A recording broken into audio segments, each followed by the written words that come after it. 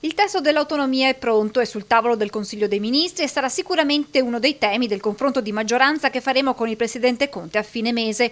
Poi toccherà al Parlamento intervenire per migliorare il testo. Così il Ministro per gli Affari Regionali e le Autonomie, Francesco Boccia. Intanto però il counter avanza inesorabile e i veneti continuano ad aspettare. Chi come il professor Mario Bertolissi, costituzionalista, sin dal primo giorno si è occupato di redigere il testo dell'autonomia, oggi, componente della Commissione Boccia, non nasconde le sue perplessità e se gli si chiede quali saranno le prossime scadenze, risponde così. Le do i numeri del lotto, che è più probabile che vinca il lotto che non io indovini, su quali possono essere delle date.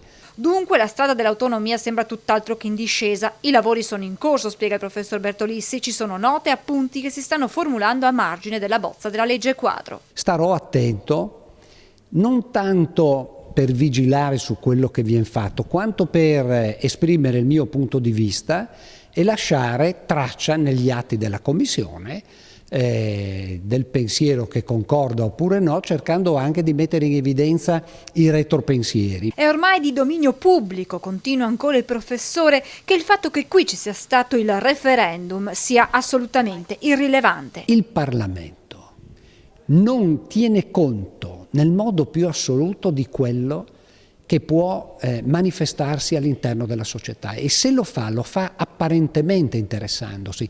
Oserei dire che la cosa più grave è che non è neanche in malafede, è in buona fede. Questo atteggiamento, aggiunge il costituzionalista, non riguarda solo l'autonomia ma altri temi. La cosa più grave che trovo non è tanto nelle non risposte in sé per sé oppure nel fatto che si pensi di rispondere in un certo particolare modo, quando si dà l'impressione che a loro non freghi assolutamente nulla del fatto che qui si siano manifestati certe attese.